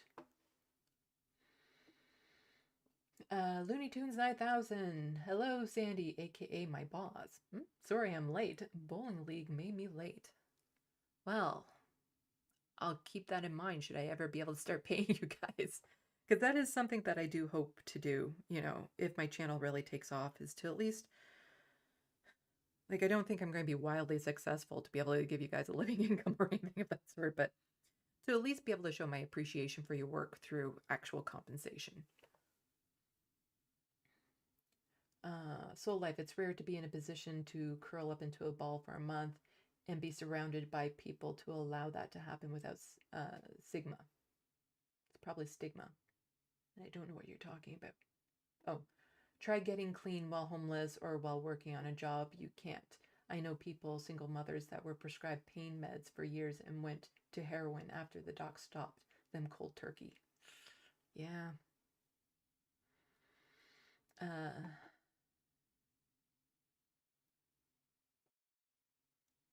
Okay. My dogs are goth. I'm in a Canadian hospital getting the most shit treatment. Yeah.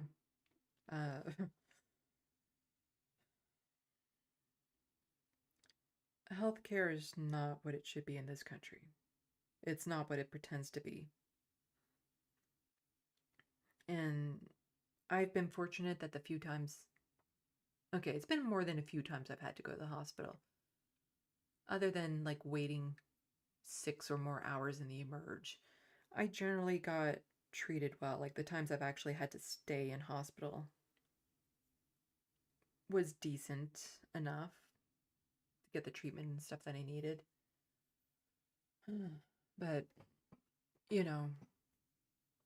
it's not sustainable. Like if you need the internet or something of that sort, the cost per day in the hospital is really extreme. Okay, so now I'm going to get into some LGBTQ plus stuff that leads into some Gaza stuff. But like I've mentioned before, I'm trying to stay away from the most horrific stories. So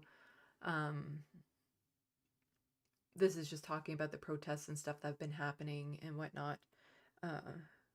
I don't think people need me to tell them what's happening over there right now in Gaza is absolutely horrendous, and the stories are just beyond devastating and heartbreaking. I don't think you guys need me to tell you that. So we'll just go into some other aspects of it. But we'll start with some LGBTQ plus issues. So Erin Reed, if you are on Twitter, please go follow her. She also has Erin in the Morning. She has some work through a Substack. I believe it's a Substack. But if you can support her, please go do it. So transgender people have a biological advantage at pool? That seems to be the argument today from those advocates for laws targeting trans people. This comes after a recent ban on trans women in disc golf, beauty pageants, and chess. So now trans women are supposedly have an unfair biological advantage at pool.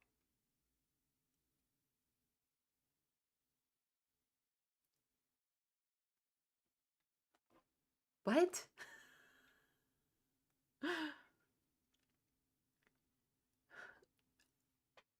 That makes no sense. Like a lot of these so-called biological advantages and stuff of that sort don't exist in a lot of cases in the first place, or within the margin of where cisgender women would fall. It blows my mind because it's not about the sanctity of the sport. It's about targeting trans folks, especially trans women, and making it impossible for them to enjoy life or to participate in sports and stuff. So this week, the Daily Mail reported that Alexandra, a fifth place pool competitor, was so upset after losing to a trans woman, and a policy changed that she led a group of athletes to call for the banishment from the sport. So it starts with a cis woman saying, "Oh my God, I lost. I'm going to blame it on the one trans woman that was in the league. Oh, I lost, even though fifth place, another fifth placer lost, and blames it on the trans person as opposed to, the fact that they just weren't good enough." So I recently played against a trans player and it was devastated by the loss, the person who was whining about their fifth place said. Her statement came after a policy change by the organization to allow trans women to play after backlash the ban the organization considered. To a ban the organization considered. So that person told the Daily Mail that a transgender woman might have execute a stronger break in the game. It's important to note that no studies have been cited to confirm any such advantage for transgender women in pool. Anti-trans activists jumped in to defend her and demean trans people. Anti-trans activist Riley Gaines, who was another fifth placer in sports, tweeted a post calling trans women trans-identified males, or TIMs, a stereotypical masculine name used as a slur towards trans people. So please do not use that word when referring to trans women. But, they have no problem using slurs against queer folks. But as soon as we say something like, from the river to the sea, oh my God, or call them cis, we're being horrible people. We can't use a describer to describe them. That's horrible, but they can use as many slurs as they want against us. It's just freedom of speech. Many question the narrative and mocking the idea. However, Speak Out Sister, a trans-inclusive feminist group, jokingly remarked, I guess the cues and the balls are heavier than we knew. This is the latest in a series of dubious bans on trans participation. Other bans have included chess, disc golf, beauty pageants, theater. You can't ban trans people from theater. Come on. And yeah, just the whole idea that a trans woman might win at a beauty pageant, even though a trans woman will never be a real woman, but might somehow win at a beauty pageant. Or,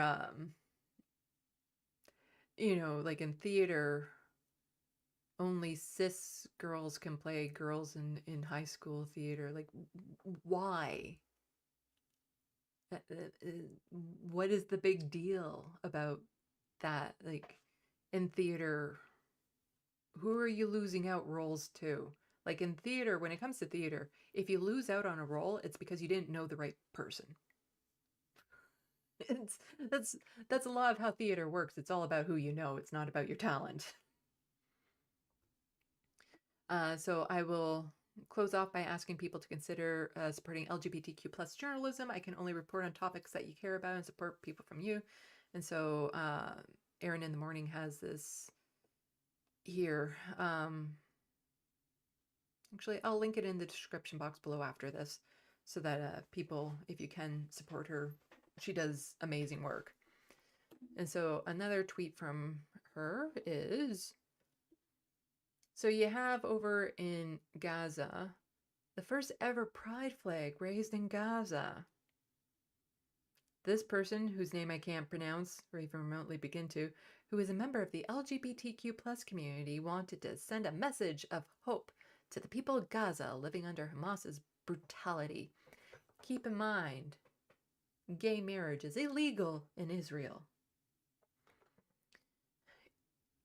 And dressing up these scenes, these horrific scenes with rainbows, trying to say that this is a show of progress. You can be queer and participate in a genocide, just like you can be Jewish and participate in a genocide. The point of LGBTQ plus liberation is not to kill everyone and declare liberation. These pictures do nothing for the cause of LGBTQ plus liberation anywhere. And if anything, only hardens the anti-LGBTQ plus stances among the people who see this and associate it with brutal bombing of kids. Yeah. Like, the thing is that there are queer people in Gaza, and does Hamas treat them well? No. Pretty horribly, and that should be addressed, but the genocide needs to stop first before we can start promoting that. Yeah, just days ago, the official Israel account was mocking LGBTQ plus people who oppose Israel's actions. Because, you know what? You don't get to do a genocide on my behalf. I don't want you doing that. Like, I'm queer, non-binary. Don't kill people on my behalf. Just no. I don't want that. Like, you don't overcome hatred by killing entire groups of people. The way that they want to drag in other groups of people into this to be like, but we're the good people because we support queer rights, when in actuality, they just don't, they're not as brutal, but they're not exactly inclusive in Israel.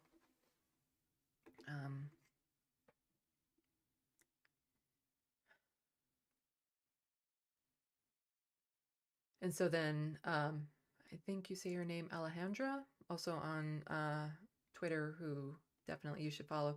So let me get this straight. According to the ADL, if you incite bomb threats at children's hospitals and schools, you're not an extremist.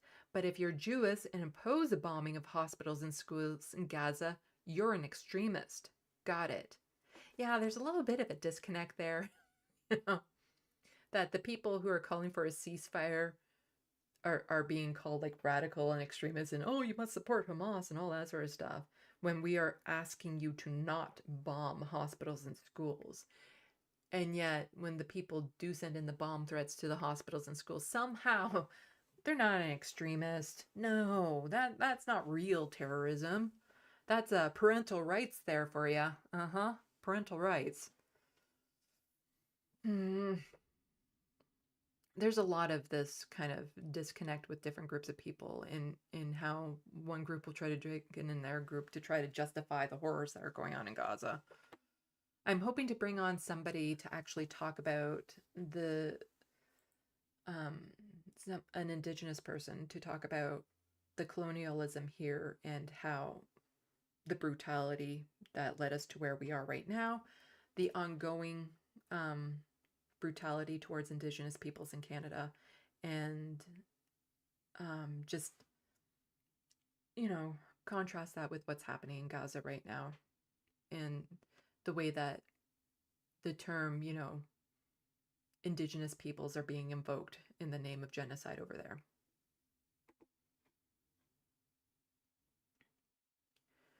So there was a pro-Israel rally that happened. What was it, today or yesterday? No, I think it was today. Yeah, a pro-Israel march, which is kind of like the freedom convoy of Jewish people. There was somebody with the sign, "Let Israel finish the job," in the crowd. And you notice something about this crowd. Like, this is a small shot, so maybe there's people of color outside of this tiny shot here. Let's get a bit bigger.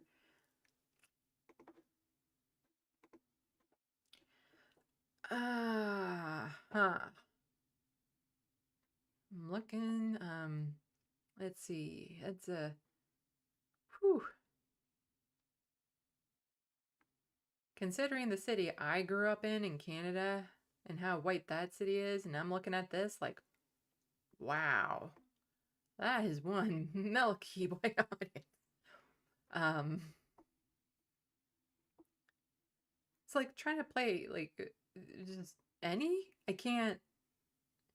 I'm looking. I'm not seeing a single person of color here. Yeah, like, wow, the pro-genocide AIPAC rally is whiter than the January 6th rally. The only black people are Van Jones and Hakeem Jeffries, a couple of speakers there. We'll get to one of them in a moment. But yeah, a genocidal message held aloft at a pro-Israel march in Washington, D.C. today. Just like when you look at the trucker convoy, all of the racist and horrific white nationalist signs that would go up. But it's all about freedoms, people's freedoms. Like, that's the thing. Like, if you, in your heart of hearts, believe in the Zionism because of the mentality that you were brought up with, and that you actually do feel like your life is under threat or something of that sort, and you show up to one of these rallies and you see signs like this and you don't immediately turn around and walk away, then you're complicit in the genocide. Like, seeing that sort of stuff, and then it gets pretty bad, as we'll see. So now the crowd at March for Israel started chanting, "No ceasefire." So basically, let the killing continue. Put on some volume. Oh, need to do the audio first. Let's take a stand. I do feel powerful is to maybe do something about what's happening here. Let's take a stand here against anti-Jewish bigotry. Let's take a stand against Muslims. Let's take a stand here against hatred. Let's take a stand here against hatred of all kinds. I don't want any Jewish mother. I do feel powerful is to maybe do. Yeah. So they were chanting no ceasefire, and it was very clearly no ceasefire, unlike the chants that you've seen there was a tweet going around that I wanted to add to this, but it eventually got taken down because it was blatantly lying, saying a crowd of people saying, Judah, Judah, come out here, blah, blah, blah, when they were actually saying Trudeau, Trudeau, do something about this. The stretches that they go to, and yet you have an entire crowd here saying no ceasefire. So if you don't want a ceasefire, what you're saying then is that you're okay with these hospitals and schools being bombed, that you're okay with these children being killed. If you don't want a ceasefire, that this is all good for you, is what they're saying. And just to be a speaker at this rally and not realize what you're doing, like not even stopping yourself a moment to be like, hey, hold on, people, we want the violence to stop. That says so much about you. And somebody found this clip of Van Jones back from 1993. Do that in 1960. The students could do that in 1970. The students could do that in 1985 and 86. In 1993, when we have the United States government building a death camp, a concentration camp for black people who have done nothing wrong but get sick and want justice. That's all they've done wrong. If we can't close that death camp, if this generation cannot prevent another Japanese American internment in our lifetime, we should all get haircuts and go get regular jobs and give it up. I know that was a bit quiet, but, back in 1993, and he's like, we need to get rid of the death camps, and, we can't have another internment thing like with the Japanese. And, I think this was probably during around the time of the Rodney King riots that were happening and stuff. And he ends it by saying, if we don't stand up against this, then we might as well just get haircuts and get a normal job. And as, oh, that's not what I wanted. There. No. Was it this way that there we go. Agent, NDN. Well, he did give up and get a haircut and a regular job. I'll give him that. Yeah, so where did this Van Jones go from? Like from this to standing up in front of people who are chanting no ceasefire when there's a genocide and people dying, and not saying anything about the encampment, that the concentration camp that is Gaza right now. Some people change over life, and some of them not so much for the better.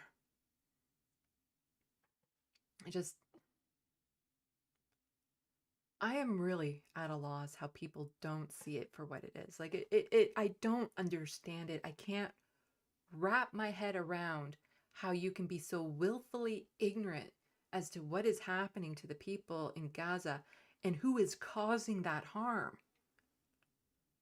Like, you have the video and everything, and yet they'll try to cry and whine and say, well, the river to the sea it means this and this and this, when they make it mean what they want it to mean in order to validate their feelings. It is just bizarre. And then here in Canada, breaking, protesters disrupt Scotiabank's Giller Prize ceremony this evening. Scotiabank is funding the genocide of Palestinian people through its $500 million stake in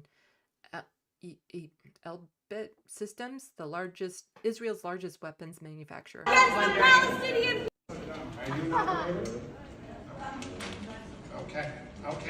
Scotiabank currently has a $500 million stake in Elbit Systems. Elbit Systems is supplying the Israeli military's genocide against the Palestinian people. We cannot be silent anymore. We call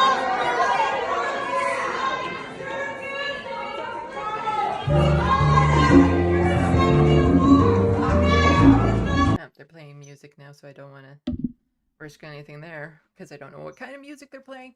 But yeah, that was Rick Mercer, the MC of that thing. And Canadians, when I say Rick Mercer, you know who I'm talking about.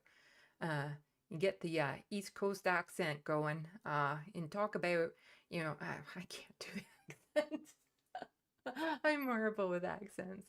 But he definitely has a very East Coast accent. when he's talking. I could do the accent if I'm hearing somebody else do it right beside me, but I can't just do an accent. I have a sympathetic ear for accents. Um, but he's a well-known media figure in Canada. No, that's not what I wanted. Is it this? No. There was a quote tweet to that I got it from.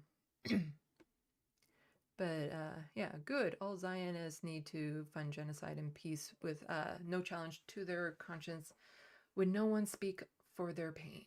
Yeah.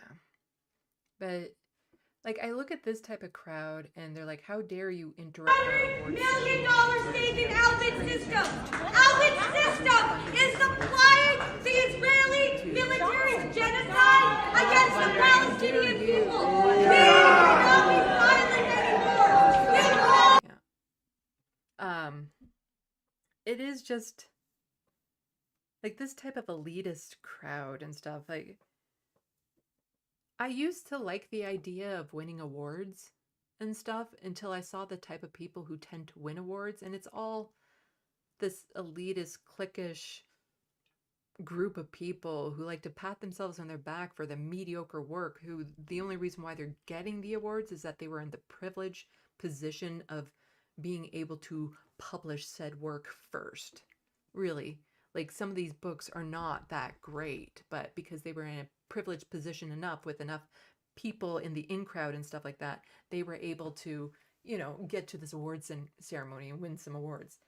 Here's Abernathy. He likes to chew on my necklaces in particular. So, breaking. CNN reports that U.S. officials say, based on American intelligence, there's an oxymoron for you, that Hamas has a command node under the Shifa hospital, uses fuel intended for it, and fighters regularly cluster in and around it. I don't care. Even if that was true, does not give you permission to bomb a hospital. Like, for one thing, it's not true. And yet you'll see people in the comments being like, oh, did you see the rockets being launched from the hospital? And the thing that a lot of people tend to forget, the Hamas rockets that used to be launched into Gaza, yes, it was bad. And they did kill people occasionally and injure and stuff. But they were like fireworks. Like there weren't much power behind them compared to the absolutely brutal weapons being used on the people in Gaza. The bombs, the one where it lands and it sends out blades to dice up the people around them.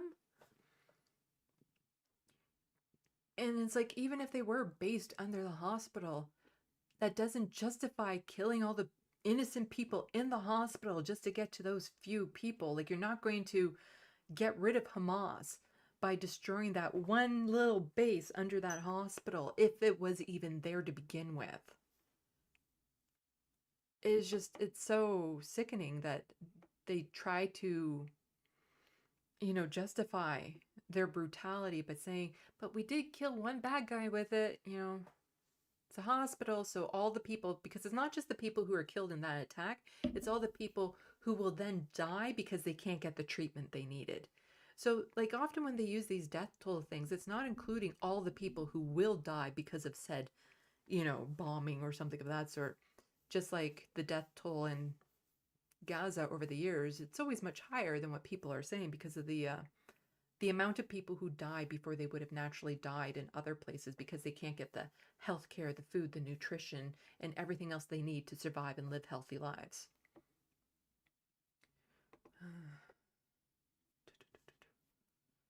And then, of course, you have people like John Fetterman at that rally, draped in an Israeli flag. I'm so disappointed with him. Like, I talked so good about him before and was just really admired his way of how he would speak up when it came to disabilities and stuff. And as a person living with a disability, You know, it really means a lot to me to be able to see somebody like him in a position of that level of politics and stuff, speaking out against it or for us and stuff like that. And then just to see him do this, I don't, again, I don't get how you can be so aware and sensitive in some areas and then be totally ignorant to this. Like, this is just so disappointing. And before, I would have loved to see him succeed in politics and get reelected and stuff. And now I'm like, no, he's good to go. Like, let's primary him. I know it's not going to be for a while, but let's get people who are not pro-genocide into government. But luckily, there are still good people in the world. So contrast that politician with this politician. Breaking, Brazil's President Lula da Silva says that after the act of terrorism provoked by Hamas, the consequences, the solution of the state of Israel is as grave as that of Hamas. They are killing innocent people without any criteria. We need more world leaders actually standing up and saying this. Like, I was surprised when Macron actually called for a ceasefire. But even then, you're not going far enough. Like, at least, like, Lula is actually saying they are killing innocent people without criteria, which is 1000% true. So why is this so difficult for people to say, for leaders to say? So I'm glad that we at least have, you know, some leaders with moral integrity, you know, sticking up for people who are just being brutalized right now. Because, you know, the people in Israel aren't listening to them. They aren't listening to Palestinians, but they might listen to other people in positions of power, people with privilege. It's kind of like in Canada, if you want to shame a politician, the way you do that is by getting American media to cover them. Because they don't care about what Canadians say about them. But as soon as you get, because I remember Doug Ford suddenly was backpedaling on some things when there were American news articles coming out about something he had just done or something like that. And that was the only way to have him show any shame for what he did, was when the Americans started pointing it out. And that's an issue up here in Canada. And I almost feel like it's very similar. Like, the Israeli government will care less what their own people say, because there's a lot of people in Israel who are against what the Israeli government is doing. Definitely don't care about what Palestinians say. But if other countries start speaking up and being like, you know, not cool, that would have more influence on them than seeing the regular horrors that they're inflicting. Ah, Sarah Jama is trending. I wonder why. This morning we had our office opening. Thank you everyone in the community who came out to check on our new spot. It's filled with local artwork, a kids area, and full of unionized staff team. Awesome. Special thanks to all these people. Yeah, I like staying up to date with what's happening with Sarah Jama after everything that's happened to her. Oh, and then there's this guy on Twitter. Total Zionist asshole. Constantly referring to Sarah Jama as an anti-Semite and all that sort of stuff, when all she's ever done is spoke out against what's happening to the people in Palestine and the people in Gaza. Okay, so we got through all of the stories that I kind of gathered up for everyone. Get back to the main screen here. I hope I did that in a way that people could pay attention to. I know I can get rambly and my voice it's feeling a bit hoarse because, again, it's really super dry in here.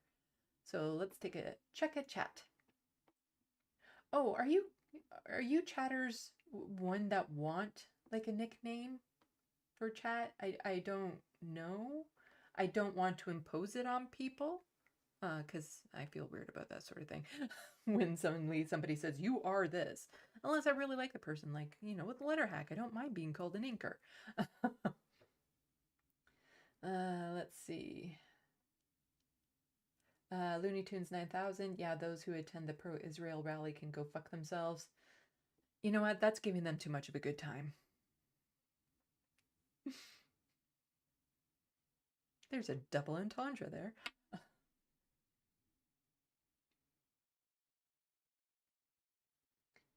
Let's see. Bad Lefty. Old Van Jones might have something to today's Van Jones, Esquire. Yeah, I imagine the old Van Jones would say something not too pleasant to his current version of himself.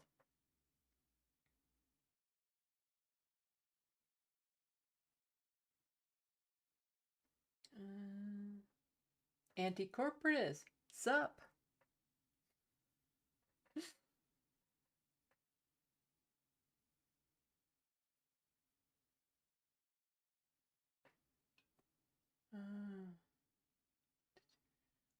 Oh, thank you everyone who came out.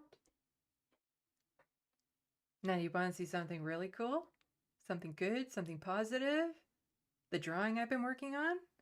I'm getting close to getting done. Here, I'll go grab it.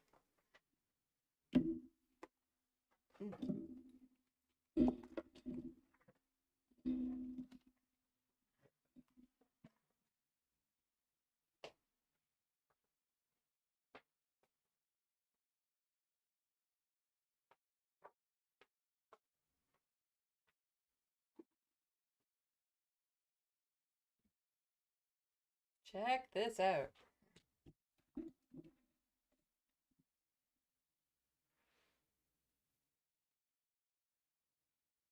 I'm very happy with how this drawing is turning out. Let's see if it can get some detail shown on the camera.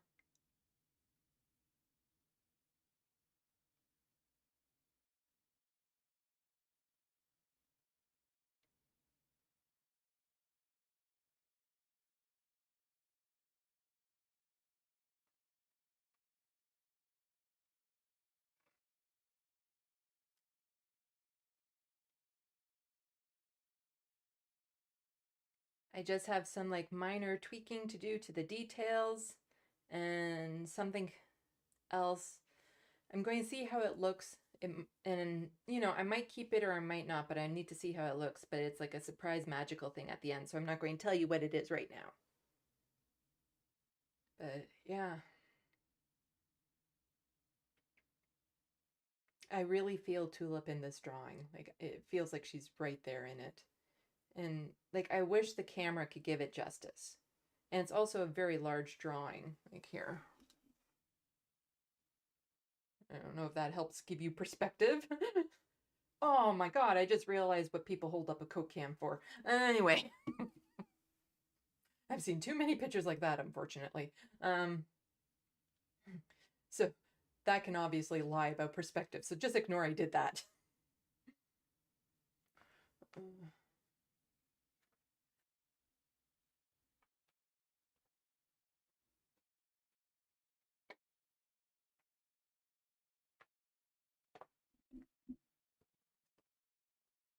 Ugh, I wish people could see that in person. That's one of the thing about rediscovering my talent for art during the pandemic is I haven't had an art show. And I would love to do that, but you know, first things first, I need to get all the frames. I need to frame all of them first before I can do that. So yeah, well, thank you everyone for the nice comments about it. Bad Lefty, any idea how many hours that took? I don't know yet. I've been keeping track. So I'll put down like 3:30 and then I'll make note of when I end at like 5:20 or something like that. And so I have like a dozen of those around the paper. And then when I'm done, I'll go through them all and add them all up so that I know. And part of this is so that I can gauge how long it's taking me, so that if I were to make a drawing like this on commission, then I would know roughly how much to charge a person, or just to keep track of my own progress when it comes to doing artwork, to see if I'm increasing in speed and things of that sort. So needless to say, I don't know yet, but I will actually know how long it took me when this is all done. And I've been trying to take the progress photos as I go along in my setup, but I had to set it up in the same room as here so that I keep the door closed when I'm not monitoring it, because I used to have the easel set up in my bedroom where I could control the lighting and stuff better. But then I have to leave it up for a while, obviously, until I'm done, because I keep the camera on a tripod in the exact same position, and I have it marked on the floor, and I have the easel, and then on the easel is a board where I have it marked exactly where the paper goes. And this is how I get every picture that looks exactly from the same perspective in lighting, or at least I try to, which is how I make those. I've shown you guys, but let's bring one up so you know what I'm talking about.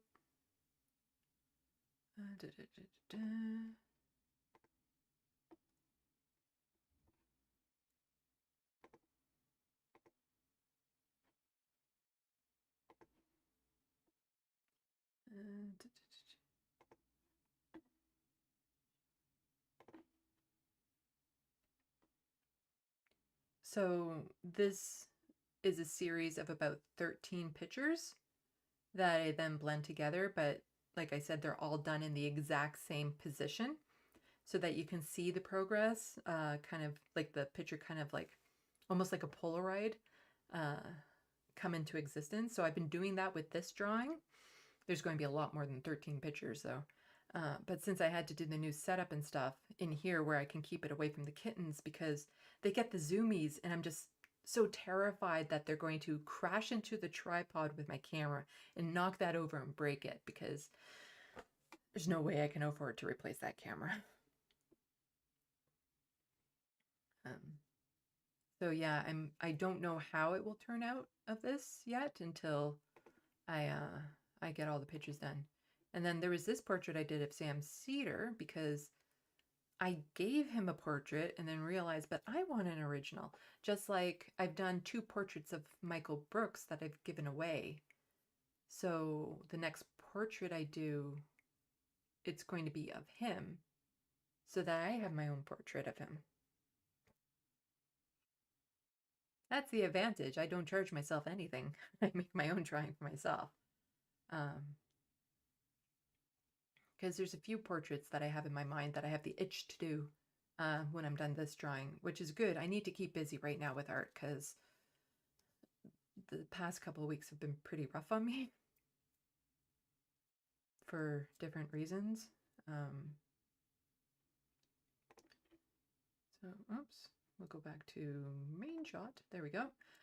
So for the art, you can go down here to SandeeLovas.com to see more of my art. And you know, I understand it's not going to be in everyone's price range, but please just share the website, get people to know it. If you know anyone, or if you like, I can send you I don't know how I'd be able to do that without getting people's personal emails. Because I was just thinking I have a flyer to put in like veterinary clinics and things of that sort. So, but then it would require people printing it and stuff, and I don't know how access people would have to printers. So never mind. But you know, share the website. That would help. You know, it'd be nice to have more customers than my mom. So Chrissy said the reflection takes it from stunning to other level. That's a big number. So 1,000, 10,000, 10,000. No, it's 100,000% sure I can never do that. Okay. Bad Lefty, fluffy little terrorists. Yes, they are.